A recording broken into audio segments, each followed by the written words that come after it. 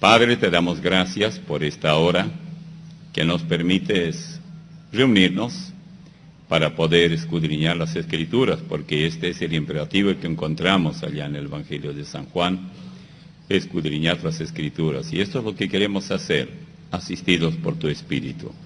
Te agradecemos por darnos esta oportunidad. En el nombre de Jesús. Amén. Bueno, estamos ya en la iglesia de Tiatira, Apocalipsis. Estamos estudiando el libro de Apocalipsis y ya hemos recorrido 3 de las iglesias. Esta es la cuarta, la iglesia de Tiatira, Apocalipsis 2, 18 hasta el 29. 2 de Apocalipsis, 18 al 29. Aquellos que están entrando, si por favor se dignan venir aquí más al frente, para no interrumpir luego cuando ya estamos. Todos los que están entrando, hay mucho lugar aquí al frente, que pueden venir más hacia este lugar, y así podremos sacar mayor provecho y no tener muchas interrupciones.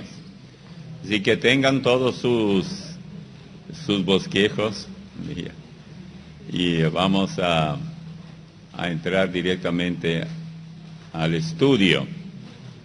¿Ya tienen todos la Biblia abierta? ¿Alguien tiene Biblia pequeña como esta? No, nadie tiene de esa chiquita, ¿no? De bolsillo. Alguien me preguntó por qué uso Biblia tan grande. Bueno, para que no me digan que no soy bíblico. ¿Dónde hay otro que tenga Biblia más grande que esta? Que yo sepa, no existe. Bueno, hemos visto ya la iglesia de Éfeso, la iglesia de Esmirna, la iglesia de Pérgamo. Ahora entramos y voy a leer el texto de la iglesia de Tiatira. Y escribe al ángel de la iglesia en Tiatira: el Hijo de Dios, el que tiene ojos como llama de fuego y pies semejantes a bronce bruñido, dice esto: yo conozco tus obras y amor y fe y servicio y tu paciencia, y que tus obras postreras son más que las primeras. Pero tengo unas pocas cosas contra ti, que toleras que esa mujer Jezabel, que se dice profetiza, enseñe y seduzca a mis siervos a fornicar y a comer cosas sacrificadas a los ídolos. Y le he dado tiempo para que se arrepienta, pero no quiere arrepentirse de su fornicación. He aquí yo la arrojo en cama y en gran tribulación a los que con ella adulteran, si no se arrepienten de las obras de ella. Y a sus hijos heriré de muerte, y todas las iglesias sabrán que yo soy el que escudriña la mente y el corazón, y os daré a cada uno según vuestras obras. Pero a vosotros y a los demás que están en Tiatira, a cuantos no tienen esa doctrina y no han conocido lo que ellos llaman las profundidades de Satanás, yo os digo, no os impondré otra carga, pero lo que tenéis, retenedlo hasta que yo venga. Al que venciere y guardare mis obras hasta el fin, yo le daré autoridad sobre las naciones, y la regirá con vara de hierro, y serán quebradas como vaso de alfarero, como yo también la he recibido de mi Padre. Y le daré la estrella de la mañana. Al que tiene oído, oiga lo que el Espíritu dice a las iglesias. Esto en Apocalipsis capítulo 2, versículos 18 hasta el 29, la iglesia de Tiatira. Bueno, vamos a tratar de ir lo más rápido que podamos para que nos alcance el tiempo. Ahora, a modo de identificación, textos que le voy a dar ahora que ustedes no lo tienen allí y van a anotar. Es notable lo que dice. De esto debe entenderse que todo cuanto se atribuye a Dios le corresponde también a nuestro Señor Jesucristo. No sé si ustedes notaron que al principio dice el Hijo de Dios, en el versículo 18, el que tiene ojos como llama de fuego y pies semejantes a bronce bruñido. Esa es su identificación. Es muy diferente de otras, pero vamos a ver por qué. De esto se desprende desde luego que todo cuanto se le atribuye a Dios, se atribuye al Señor. Él dice aquí ser Dios. Si ustedes no pueden entender esto, anoten Juan 5:23 y Juan 14:9. En Juan 5:23 dice, el que me ha visto a mí, ha visto al Padre. Perdón, en Juan 14:9. En Juan 5:23 dice, para que todos honren al Hijo como honran al Padre. El que no honra al Hijo, no honra al Padre que le envió. Jesús directamente dice que Él y Dios son la misma persona. El que tiene ojos como llama, dice luego. ¿Qué significa esto de tener ojos como llama de fuego? De nuevo, el Señor se presenta como el mismo Jehová, porque de Él se dice, noten Deuteronomio 4:24, la primera parte del versículo, porque Jehová tu Dios es fuego consumidor. Llama y fuego es lo mismo. Esto está en Deuteronomio 4:24. No debemos pensar que el juicio será menos severo por ser el Hijo el juez. ¿Y dónde dice que el Hijo y no el Padre será el juez? Juan 5:22. El Padre a nadie juzga, sino que todo el juicio lo ha entregado al Hijo. Así que tengamos en cuenta que cuando Él se presenta así, tiene sus muy sobradas razones. Otro ejemplo sobre esto tenemos en 1 Corintios 3:15.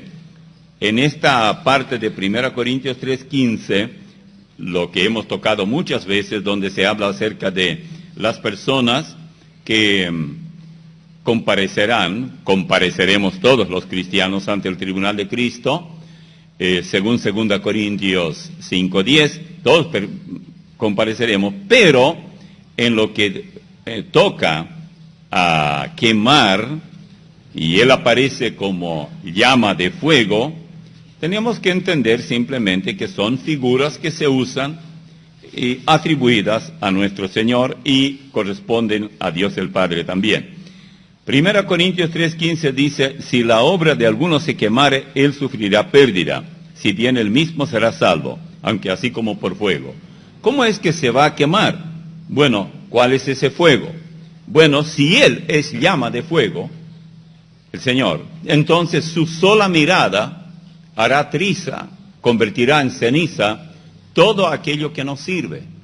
Y en algunos casos, la persona que haya hecho mucho o poco, lo que fuere, y que era muy encumbrada tal vez aquí, muy admirada, se dará cuenta que lo único que quedó fue ceniza, porque sus obras, su conducta,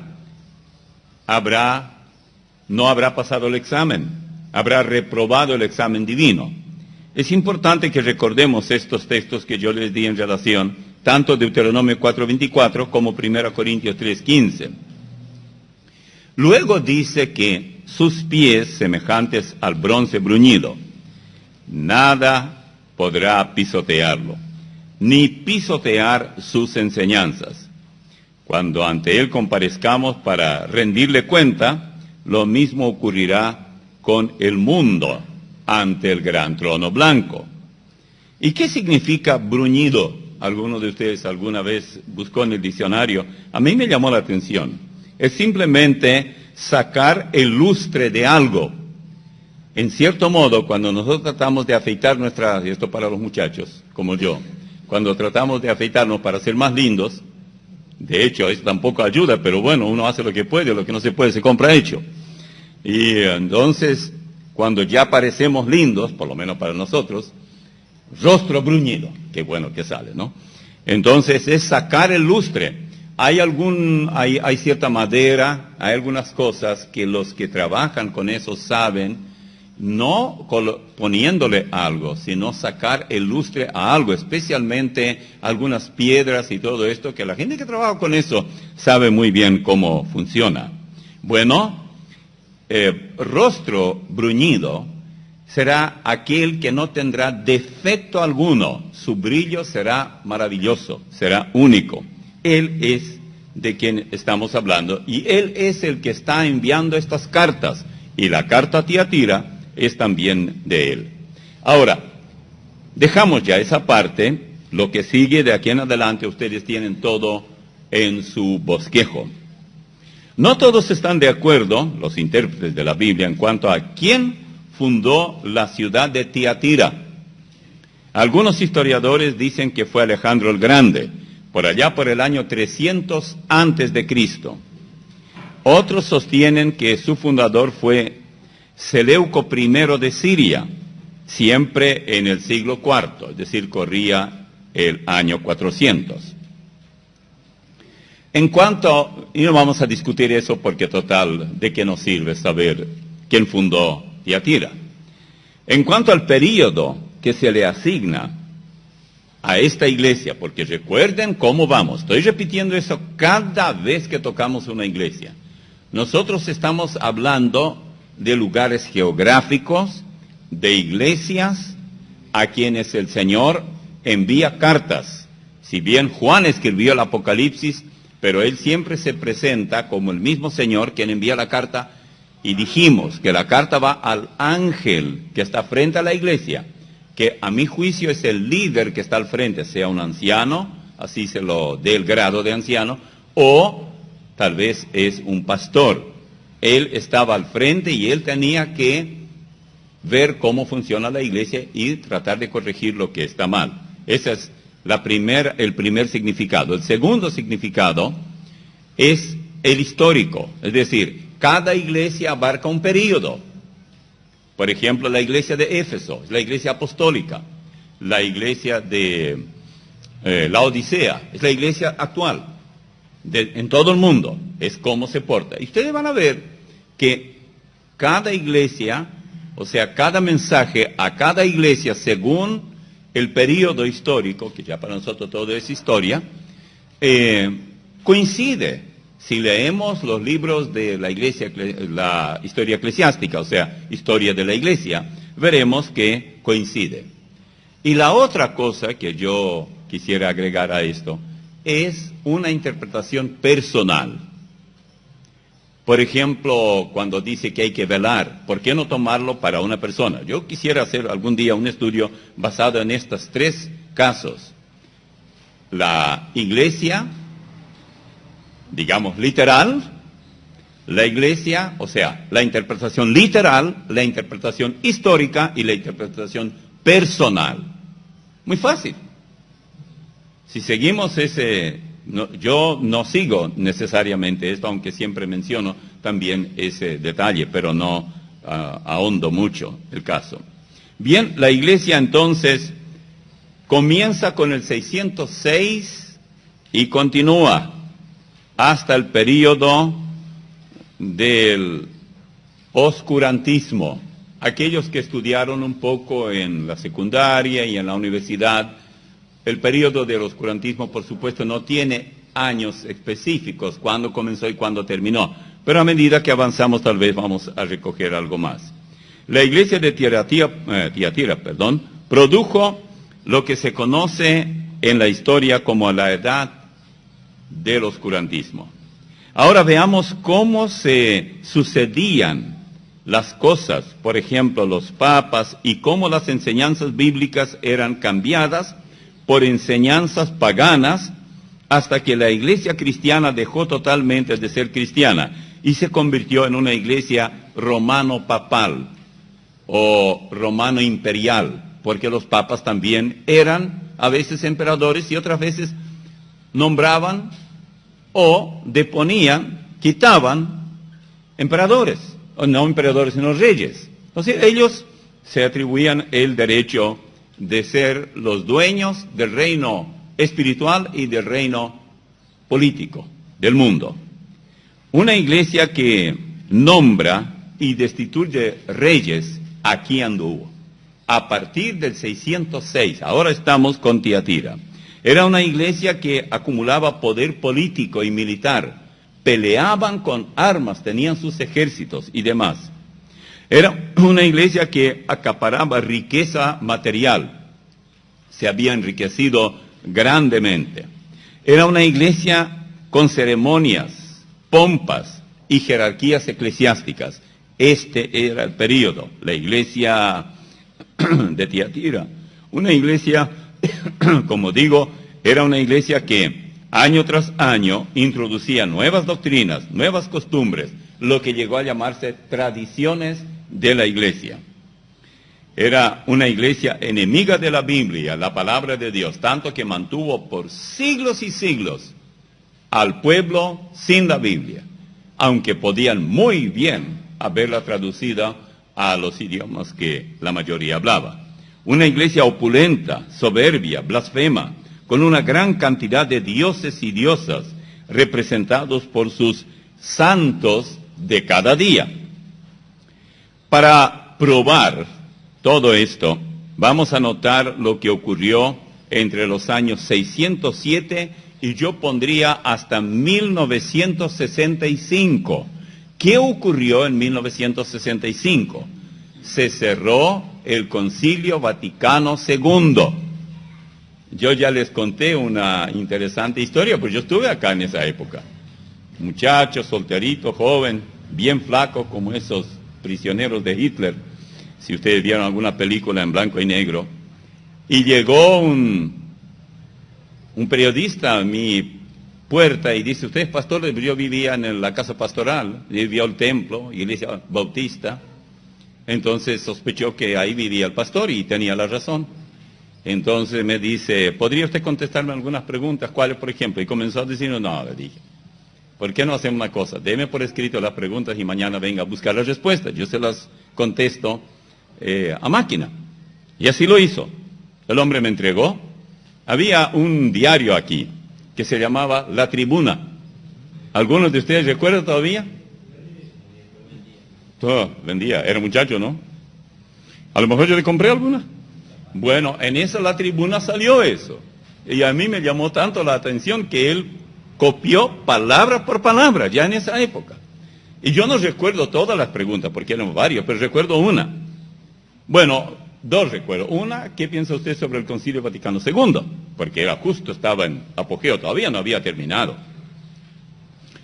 Yo le dije que yo no creía que jamás podría la iglesia unirse y todo. En eso no estuve en lo correcto, porque ahora sí que se está haciendo. Aunque la verdadera iglesia nunca se une, es un hecho eso.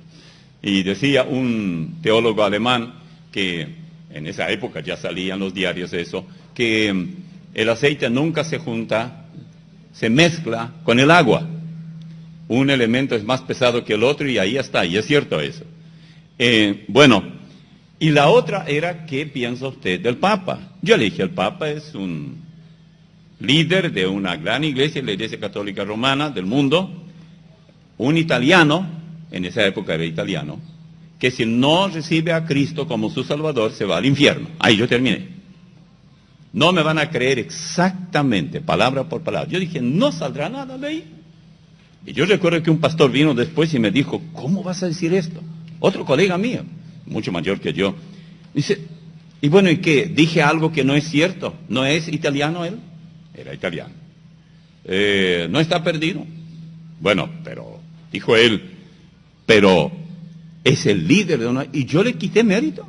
Si yo dije que es líder de la Iglesia Católica Romana, yo dije, a ver, dime una cosa que está mal. Ya en esa época, él ya era pastor con cierta experiencia, era bastante mayor que yo, entonces él podía llamarme la atención. Y trató de hacerlo. Pero esta era la iglesia. Y hasta hoy, la única diferencia que yo pondría es que en vez de ser ciudadano italiano, diría alemán, sprachende Deutsch. Ya está. Es la única diferencia. Después de todos los años, más de 40 y tantos años de ministerio, dijo alguien el otro día, dice, pero eso Lovati no cambia. ¿Y para qué voy a cambiar? Yo cambié una vez, el Señor me cambió, y ahora ¿en qué voy a cambiar? ¿A ser budista? ¿Hinduista? Nuevo nacimiento. Uno cambia una vez, no cambia más. Ahora cambia el rostro, sí, se hace más lindo o más feo, como pasa ciruela o algo así. A algunos les gusta ciruela fresca y otros quieren ya pasa de uva y todo eso. Pero eso no, la manera de pensar, la manera de creer, no debe cambiar. No hay ninguna razón una vez que el Señor le cambió a usted. ¿Qué? ¿El Señor no completó? ¿O me disgusté con Él? Ahora voy a volver a otra cosa. ¿A qué? El perro vuelve a su vómito y la puerca lavada a revolcarse en el cielo. Sería eso. Lo único que queda. ¿Qué más quiere uno después de conocer al Señor? Muchas cosas comenzaron a cambiar allí en esa iglesia. La cena conmemorativa, por ejemplo, un acto tan sencillo, donde los hermanos en la iglesia verdadera llevaban un poco de fruto de la vid, tenían su copa o más de una, dependiendo de cuántos hermanos eran, y participaban de esos elementos, lo mismo el pan, muy probablemente pan sin levadura. No tiene importancia tampoco, la Biblia no exige que sea sin levadura, pero tal vez lo hacían, porque muchos de los que se convirtieron, al principio realmente todos eran judíos y ellos para un acto así no comerían con levadura. No era motivo para discusión. Todo esto se convirtió en toda una hostia y transustanciación y una de ceremonias y una forma de tomarlo, porque usted no puede ser sacerdote así de un momento a otro. Hay como 36 formas de ponerse, que así, que así, que así, que así. Yo leí el otro día solamente esa ceremonia le toman, yo creo, un semestre para aprenderlo. Palabras que decir en latín, palabras que decir tal vez en otro idioma, leer esto, leer aquello. Algo tan sencillo como era lo que el Señor instituyó allí en el aposento alto, miren, ¿en qué fue a parar? Bueno, pero esa es la iglesia. La iglesia de Tiatira comenzó a cambiar todo aquello que la iglesia hacía antes a partir del año por ahí 607, aunque ya antes ya comenzó la cosa, porque por ejemplo en el 312 Constantino ya hizo su trabajo. Él preparó toda la maquinaria, pero encendió el motor unos 200 años después. Luego habla de las profundidades de Satanás en el versículo 24. Esto se introdujo, las profundidades de Satanás, para que los pecadores traten de ganar su salvación mediante las obras, tales como penitencias, indulgencias, sacrificios personales. Todas esas cosas tienen que ver con las profundidades de Satanás. Y ahora veamos cómo la iglesia romano imperial introducía estas herejías.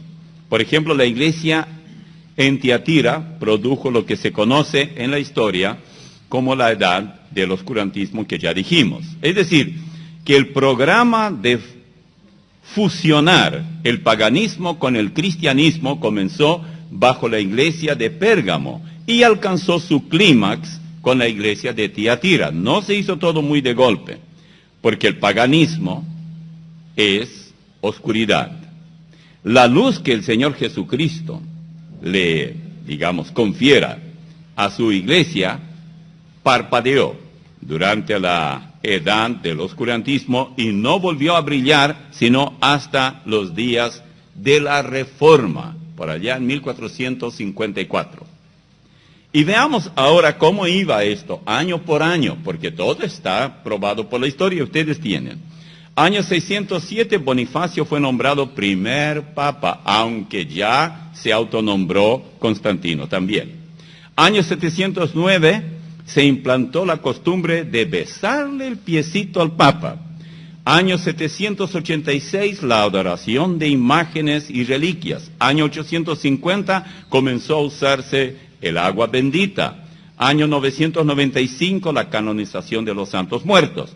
Año 998, el ayuno los primeros viernes y durante Cuaresma. Año 1079, el celibato sacerdotal. Año 1090 se implantó la práctica de rezar el rosario. ¿Cuántos saben de ustedes qué es rezar el rosario? Levanten la mano los que saben de qué se habla cuando se habla del rosario. ¿Tan pocos? ¿De veras? 3 o 4 nomás. ¿Y ustedes de dónde salieron? ¿Eran judíos antes? ¿Qué religión? Entonces tan buenos católicos eran que ni saben Santa María, Madre de Dios, ruega por nosotros pecadores, ahora y en la hora de nuestra muerte. Amén. Dios te salve María, llena eres de gracia, el Señor es contigo, bendita tú entre todas las mujeres y bendito el fruto de tu vientre. Y yo sé, que yo no supongo saber, porque mis padres se alejaron del paganismo cuando yo tenía solo 6 años, así que yo no tuve la desgracia de aprender esas cosas. Año 1184, la Inquisición. ¿Cuántos saben qué es Inquisición? No tiene más que leer el libro de los mártires, que lo tenemos ahora.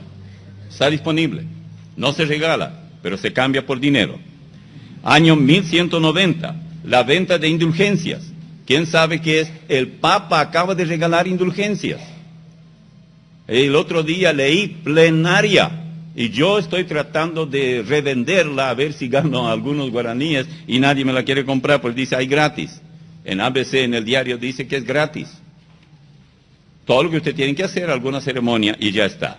¿Se dan cuenta ustedes cómo la gente se deja engañar por estas cosas cuando carece del conocimiento bíblico? Año 1215, la transubstanciación. No se preocupe, no es un trabalengua. La transubstanciación significa, ¿cuántos saben lo que significa? A ver, hay unos cuantos.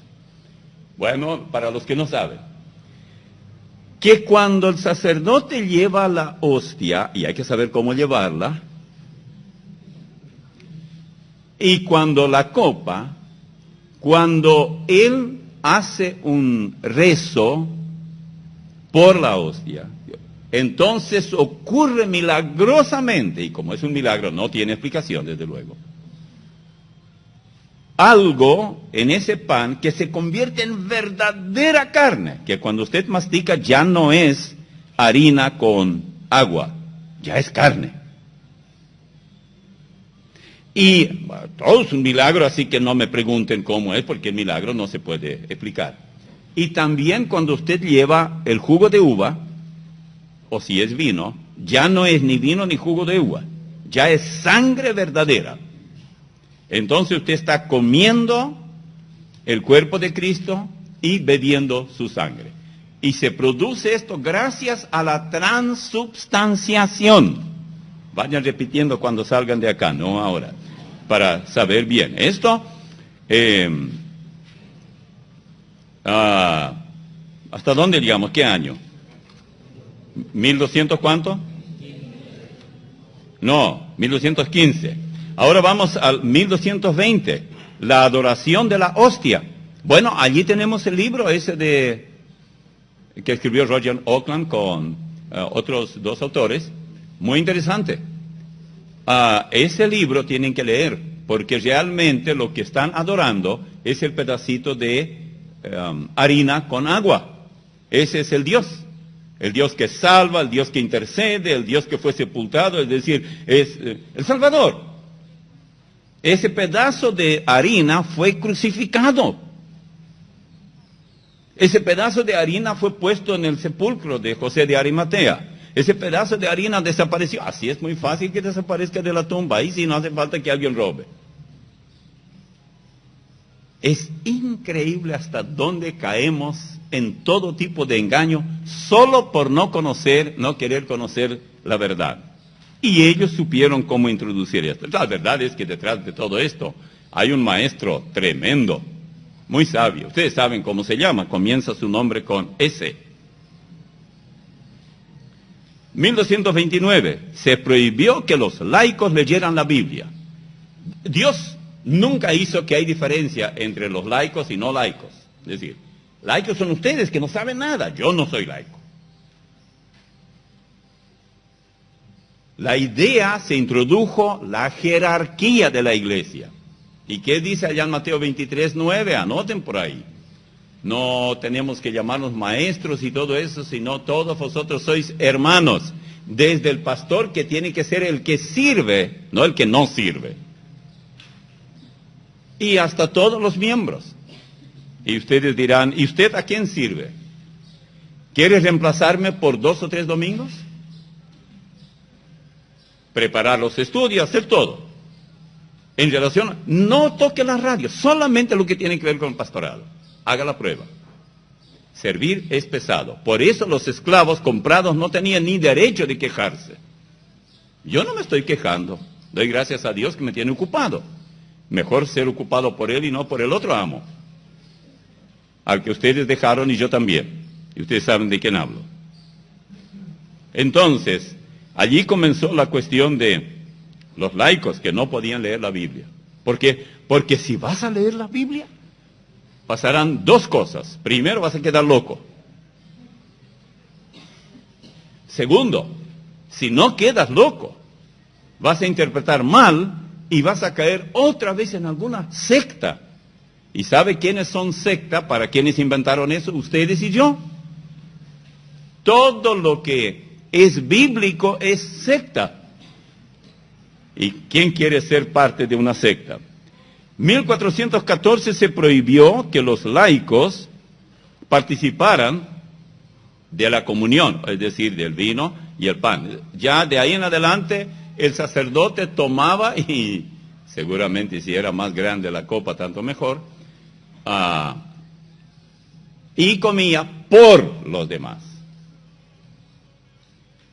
En la iglesia no se enseñó eso, en el Nuevo Testamento no se enseña eso. Cada uno participa, pero ellos inventaron así, más fácil. Entonces el pastor tomaba por todos. Después comía la hostia por todos, y ya está. Ya todos comieron. Es el chiste que yo le decía siempre a mi esposa. No hay problema, somos uno. Si yo almorcé, los dos hemos almorzado. Pero al revés no me gustaba. Esa era una de las cosas cómicas que nos decíamos. Año 1439, se decretó la doctrina del purgatorio.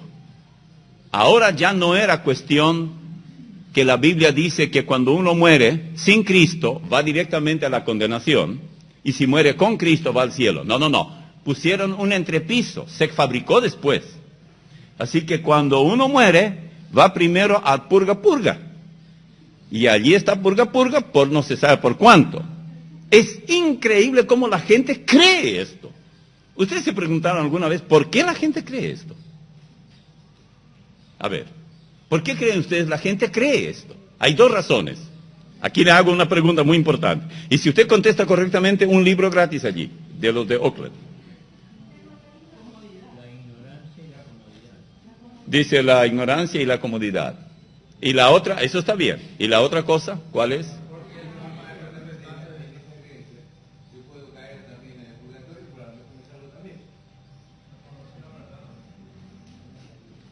Bueno, vamos a hablar otro día. Nadie ganó. así no se gana, ¿verdad? Nunca olvido esta ilustración de una dama que falleció, el esposo falleció y ella quedó sola. Y no tenía manera para pagar, porque hay que pagar. Eso a la gente no le conviene, pero conviene a los que inventaron, porque hay que cobrar para que el alma salga del purgatorio. Si dijeran la verdad, que ya no se puede hacer nada, sin decir a dónde fue, porque no podemos realmente asegurar a veces, entonces no se puede hacer nada, eso sería suficiente.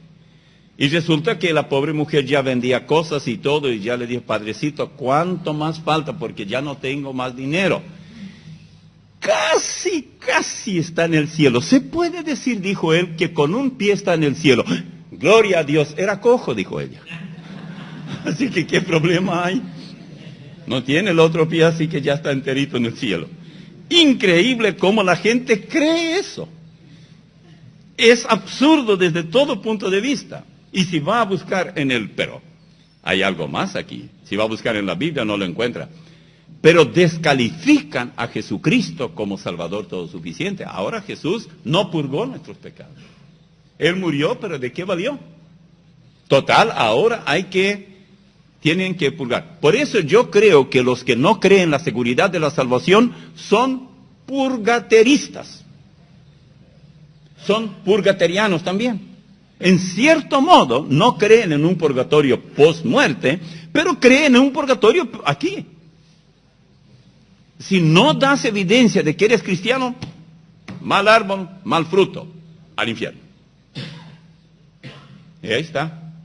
Hay que tener mucho cuidado, porque nosotros podemos reírnos de ellos, pero en realidad caemos en la misma trampa, en algún grado. Es muy fácil caer en esto. 1439 se confirmó la doctrina de los 7 sacramentos. Ahora, yo no voy a decir cuáles son, porque yo ni recuerdo. Yo sé que uno es matrimonio, otro bautismo, otro confirmación, extrema unción, pero eso viene al final, ¿no? Pero no importa, ya hay 4, me faltan 3. ¿Cómo? ¿Sacerdocio? ¿Sacerdocio? No me diga que es... ¿Orden sagrado? Bueno, yo no entiendo, no importa, ya llegamos hasta 6 y no me hace falta más. Bueno, después, 1508, se aprobó el Ave María. Eso se confirmó, se aprobó. Yo creo que a eso se refiere, no sé. O tiene otra, porque hay una canción, o sea, un himno que es Ave María, ¿no? Y después, año 1534, se fundó la orden jesuita. No olviden esto. Hitler recibió instrucción cómo torturar a sus enemigos mediante los jesuitas.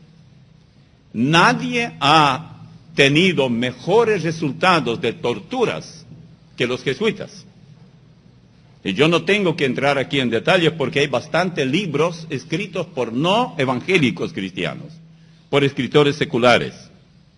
Año 1545 se otorgó a la tradición, una autoridad igual a la Biblia. O sea, la tradición tiene la misma autoridad que tiene la Biblia. Siempre se creyó que la Biblia, inspirada por el Espíritu Santo, es la única autoridad en materia de fe y conducta. Pero ahora llegó un cierto momento cuando ya se dijo, no, ahora la tradición tiene igual autoridad. Si quieren Biblia por allá o quieren anotar, busquen en Mateo capítulo 15 y vean lo que dice aquí. Entonces, versículo 1. Hasta el versículo 9. Entonces se acercaron a Jesús ciertos escribas y fariseos de Jerusalén diciendo, ¿por qué tus discípulos quebrantan la tradición de los ancianos? Porque no se lavan las manos cuando comen pan. La idea de lavarse las manos no era lavarse para que estén limpias, era toda una ceremonia. Había que lavarse así, luego así. Vaya a saber, yo nunca entendí, pero era ceremonial, era parte de la ceremonia después de llegar de la ciudad y ensuciar las manos.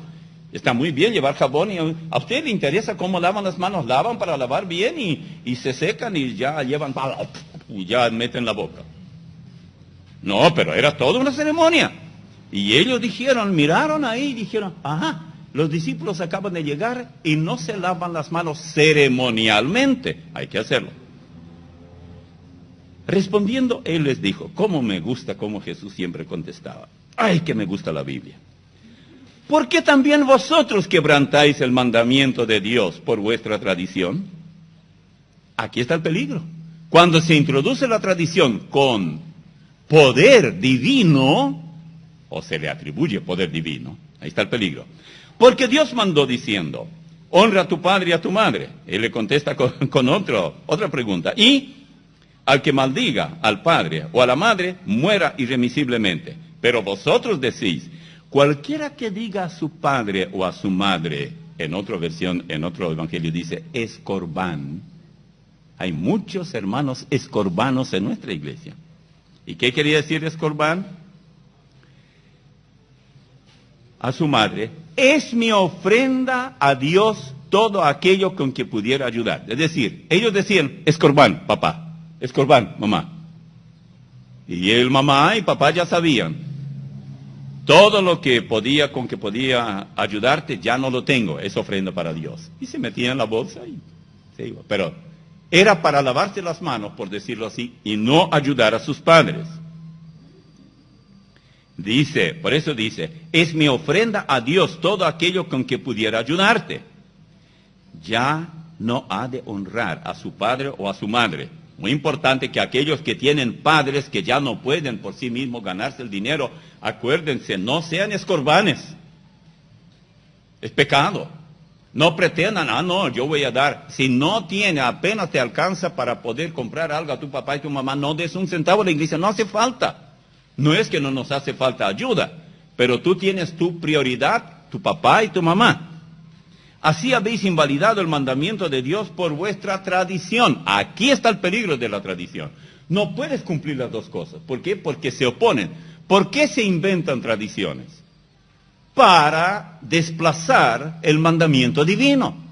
Reemplazar por lo que se le ocurre a los religiosos. Y miren qué títulos le da el Señor.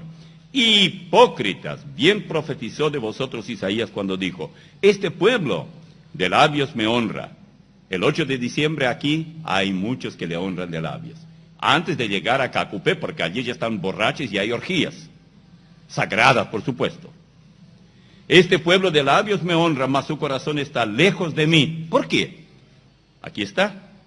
Pues en vano me honran, enseñando como doctrinas mandamientos de hombres. Las tradiciones cuando entraron con fuerza de mandamiento de Dios, ¿cuándo ocurrió eso? ¿Hasta dónde habíamos llegado? 1545.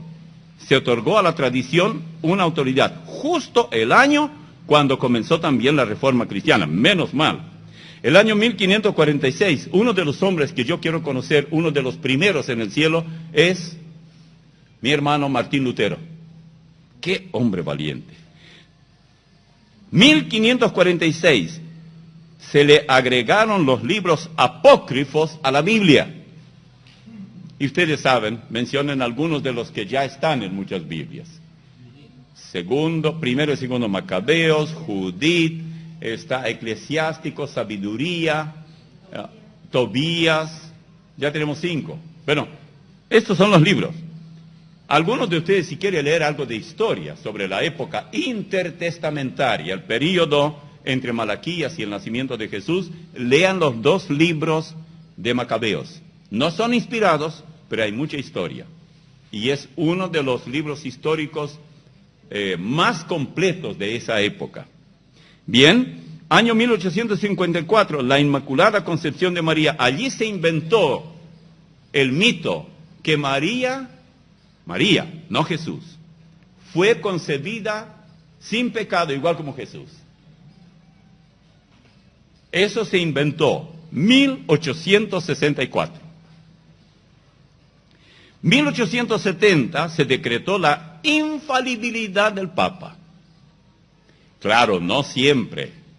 Él a veces se equivocaba, pobrecito, pero cuando hablaba de ex cátedra. ¿Y qué quiere decir ex cátedra? Bueno, quiere decir cuando él declaraba una doctrina. Él inventó, ellos inventaron y ellos le pusieron todo el adorno a la torta, ahora ustedes se sirven y comen. Y la gente cree. Cuando él declaraba, hacía una declaración de tal o cual doctrina que no aparece en la Biblia, él habla de ex cátedra. No hay en la Biblia, no busquen tal cosa en la concordancia bíblica. Entonces, 1870 se decretó la infalibilidad, año 1930, años un poquito después yo nací, así que estoy bien atrás en el milenio pasado. Se condenó a las escuelas públicas. Ellos querían tener, igual como los comunistas, en su poder la enseñanza. Por ahí es por donde se entra. Se entra por el cerebro, en la mente de los niños, para formar decrépitos, inútiles, huecos, llevados por cualquier lado. Usted tiene que comenzar cuando son chicos. Y esto es lo que se está haciendo. Lástima que nosotros como cristianos poco aprovechamos con los pequeños, pensando, son chicos. Recuerdo hace mucho tiempo, había un artículo, pero no era en español, era en otro idioma. Y el chico andaba mal y la mamá decía, llamó la atención al chico y le dijo al papá que hay que hacer algo, y él dijo que vono malenque tachichei durnenque. Ahora usted dice, ¿qué quiere decir eso? Él, hermano, vamos a hablar ahora del hermano Ramón. Decía, él es chiquito y loquito. Así que el chico, déjalo. Él es pobrecito, chiquito y loquito. Y a veces los chicos salen con cada disparate y cada palabra obscena. ¡Ay, qué simpático! Cuando en realidad lo que hay que hacer es darle una para que se recuerde por lo menos 24 horas. Y no se preocupen que no va a ir a la policía. Y si va, le entregan al policía 50,000 y está todo arreglado. Es muy fácil. Año 1950 se decretó la doctrina del ascenso de María al cielo en cuerpo y alma. Bueno, ¿y dónde estaba el alma antes? No cabe duda que María fue salva, porque la Biblia así lo dice. Ella misma dice que Él es su Dios, su Señor y Salvador, así que no tenemos más que saber, pero todavía su cuerpo está donde fue sepultado. El año 1965 se proclamó a María como Madre de la Iglesia. Ya el Señor no es la cabeza de la Iglesia, es María, porque ella también es la Reina del Cielo. Y tal como lo comprueba la historia, son muchas más los cambios que ha producido esto. Bueno, versículo 19, volvemos otra vez allí a Apocalipsis de Tiatira, capítulo 2. Yo conozco tus obras y amor y fe y servicio y tu paciencia, y que tus obras postreras son más que las primeras. Miren ustedes, qué bueno es nuestro Señor. Nunca omite, si bien nos fustiga cuando hacemos mal, pero también alaba por lo que hacemos bien. Tus obras, tu amor, tu servicio, tu paciencia. En un momento eso era la iglesia de Tiatira. Todavía esa iglesia se mantenía bastante bien, pero como veremos un poco más adelante, las cosas cambiaron. Lo llamativo es que el Señor nunca, nunca omite lo que nosotros hacemos, por pequeño que sea. Y es correcto. Si hay algo de bueno en nuestra conducta, Él lo destaca. Si el amor fraternal y filial es auténtico, Él lo ve. Si el servicio es para Él y para su gloria, y no para lucir nosotros mismos, Él lo reconoce. Y si en medio de tanto peligro sabemos ejercer la paciencia, Él también aplaude nuestra actitud. Después, en el versículo 20, habla de Jezabel. Pero tengo unas pocas cosas contra ti que toleras, que esa mujer Jezabel, que se dice profetiza, enseñe y seduzca a mis siervos a fornicar y a comer cosas sacrificadas a los ídolos. Ahora, Jezabel era una mujer malvada del Antiguo Testamento. Era hija de Edbaal, rey de Tiro y de Sidón. Y era esposa de Acab, rey de Samaria. Ese Acab era un corrupto número 1. En el primer libro de Reyes, 16:31, dice, porque le fue ligera cosa andar en los pecados de Jeroboam, hijo de Nabat, esto es para Acab, y tomó por mujer, por esposa, a Jezabel, hija de Edbaal, rey de los Sidonios, y fue y sirvió a Baal y lo adoró. Naturalmente, más adelante dice que ella fue la que promovió esa vida corrupta en su esposo. Aunque ella realmente existió, y todo el mal que hizo se registra en el Antiguo Testamento, sin embargo, tanto en el Antiguo como en el Nuevo Testamento se la tiene como símbolo de la idolatría y la maldad. Alguna hermana que tal vez dice mañana voy a tener una hija, no la llame Jezabel, no es bueno el nombre. Es tan bueno como Judas Iscariote. Fue ella quien luchó contra Abdías y también Elías, profetas de Dios, cuando estos se oponían al culto a Baal y Astoret. Lo que parece colmar la maldad de esta dama es el caso de la viña de Nabot. Es la historia más conocida en relación a ella. donde se manifiesta lo sanguinaria que era y cuán dominante era ella. El esposo era un inútil. La historia completa está en el primer libro de Reyes 21, 1 al 16. Sería bueno que ustedes, cuando tengan tiempo, lean cuán mala era ella. Y hay esposas hoy parecidas a Jezabel, aunque no tengan ese nombre. ¿Saben una cosa? Acab hubiera sido completamente otro hombre. Él aparentemente era una maleta donde usted pone cosas y carga. Y tira allí en una polea y se va al avión y alguien ahí la llevan, la pone, luego otra vez en otra polea y vuelve otra vez al aeropuerto y usted la agarra y la lleva y pone en el taxi. Por sí misma no se mueve para nada. Depende de lo que cargó usted allí, allí está. Jezabel cargaba esa maleta. Era un inútil, pero ella podía haberlo cambiado, es decir, podía haberle sido por eso. Dice la Biblia que la esposa es ayuda idónea, porque el esposo necesita ayuda. Él puede parecer que manda todo, que hace todo, que ordena todo, que sabe todo, pero muchas veces es un fiasco total.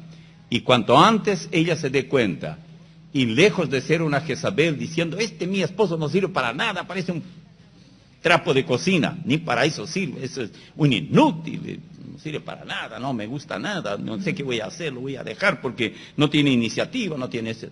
¿Por qué no le inspiras? ¿Qué ganas? ¿Gritarle a una maleta? No ganas nada. Abres, metes cosas. No, haz que él deje de ser lo que es. Cuando comiences a ayudarle dirás, había sido que es un buen tipo. No era tan malo como yo pensaba. Eso ocurrirá. Noten esto.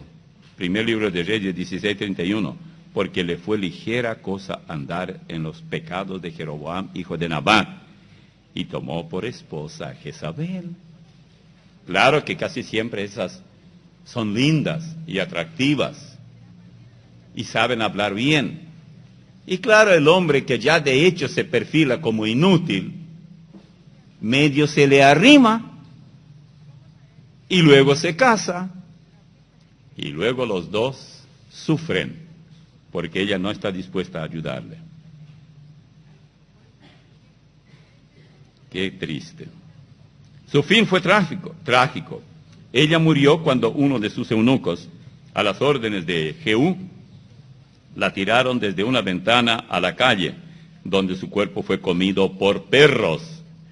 Quiero que vean lo que dice en segundo libro de Reyes 9, 30 al 37. Vino después Jehú a Jezreel, y cuando Jezabel lo oyó, se pintó los ojos con antimonio y atavió su cabeza y se asomó a una ventana. Parece que ella quería medio disfrazarse para que Jehú no la reconozca. Y cuando entraba Jehú por la puerta, ella dijo, ¿sucedió bien a Zimri que mató a su señor? Alzando él entonces su rostro hacia la ventana, que era el segundo piso, dijo, ¿quién está conmigo? De los que estaban arriba. ¿Quién? Y se inclinaron hacia él 2 o 3 eunucos, es decir, sus ayudantes. Y él les dijo, echadla abajo. Y ellos la echaron. Y parte de su sangre salpicó en la pared y en los caballos. Y él la atropelló, claro, con los caballos. Y entró luego, y después que comió y bebió, dijo, id ahora a ver a aquella maldita y sepultadla, pues es hija del rey. Pero cuando fueron para sepultarla, no hallaron de ella más que la calavera y los pies y las palmas de las manos que los perros no comieron. Y volvieron y se lo dijeron. Y él dijo, esta es la palabra de Dios, la cual él habló por medio de su siervo Elías, tisbita, diciendo, en la heredad de Jezreel comerán los perros la carne de Jezabel, y el cuerpo de Jezabel será como estiércol sobre la faz de la tierra, y en la heredad de Jezreel, de manera que nadie pueda decir, esta es Jezabel. ¿Y cómo van a reconocer? Con las palmas de las manos y los pies, y nada más. ¿Qué había hecho ella? Bueno, no tenemos tiempo para entrar en esto, pero permítanme relatarle. Había un hombre que tenía una linda propiedad, y el esposo de Jezabel quería esa propiedad, pero el hombre dijo no. Mira, le dijo, te doy esa, te doy otra mejor que esa, o te pago el dinero que me pidas. Tenía todo el dinero que quería. Acab dijo, no puedo vender esto porque es herencia de mis antepasados. Esto para mí tiene un significado que no hay dinero que lo pague.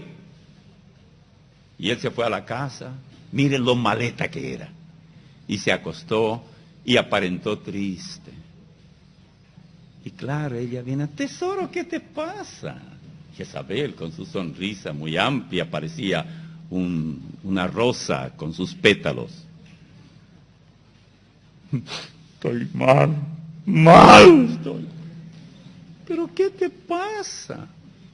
Y ahí le contó que él quería esa propiedad. ¿Cuántos de ustedes recuerdan quién era el dueño de esa propiedad? Nabot. Y él dice, no, dijo ella. A ella enseguida se le ocurría la peor decisión del mundo, y no importa quién muera. Dios no importa. Esa Jezabel tiene aparentemente significado simbólico en la iglesia de Tiatira. Y ella le dijo, mira, te voy a dar, dame tu anillo. Había un tipo de anillo como sello que se sellaba con eso, y cuando llevaba ese sello, no había cuestión, era orden del rey. Y aunque ella redactó la carta y dijo, saquen a Nabot, cúlpenlo de... ¿Qué dijo ella? ¿Recuerdan?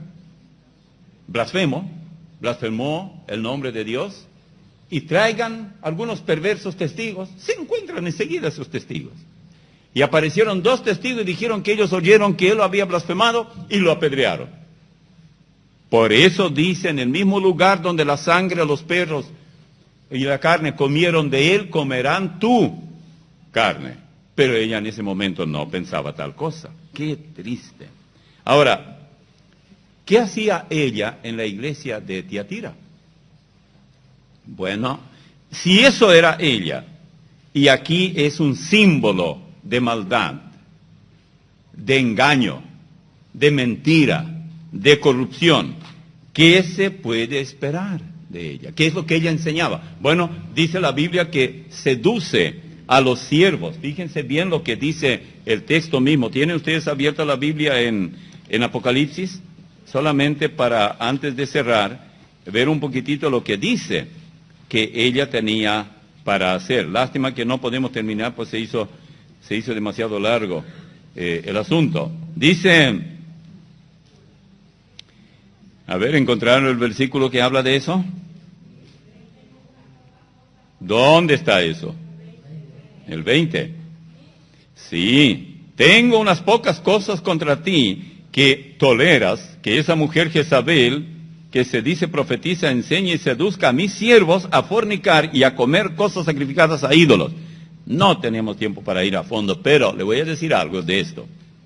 No todos los intérpretes están de acuerdo. ¿Qué es lo que el Señor le dice a esta iglesia? Si Él está hablando en sentido figurado y está hablando de una seducción espiritual, o había una verdaderamente otra mujer que se llamaba Jezabel, que estaba en esa iglesia de Tiatira, y su deber era seducir a los ministros para que adulteraran, fornicaran o lo que fuera. No están de acuerdo.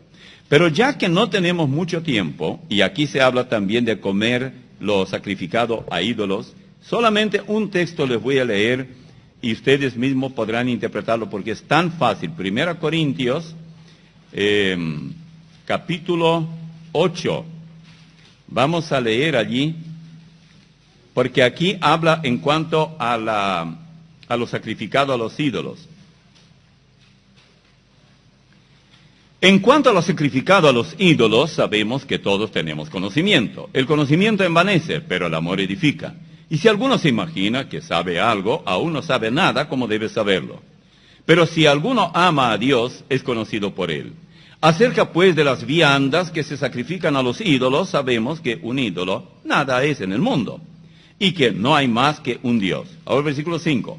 Pues aunque haya algunos que se llamen dioses, sea en el cielo o en la tierra, como hay muchos dioses y muchos señores, para nosotros, sin embargo, solo hay un Dios, el Padre, del cual proceden todas las cosas, y nosotros somos para Él, y un Señor, Jesucristo, por medio del cual son todas las cosas, y nosotros por medio de Él.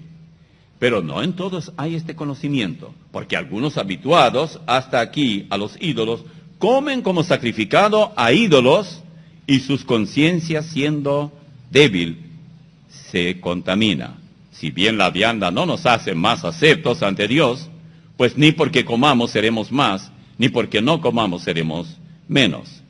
Pero mirad que esta libertad vuestra no venga a ser tropezadero para los débiles. Vamos a dejar aquí.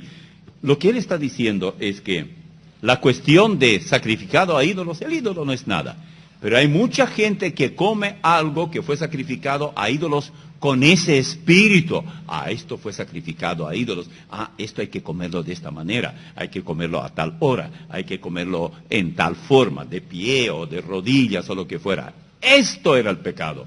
Y entonces esta doctrina de Jezabel penetró por todos estos lados a la iglesia de Tiatira y convenció a algunos hermanos para que pensaran que realmente el ídolo tiene algún poder.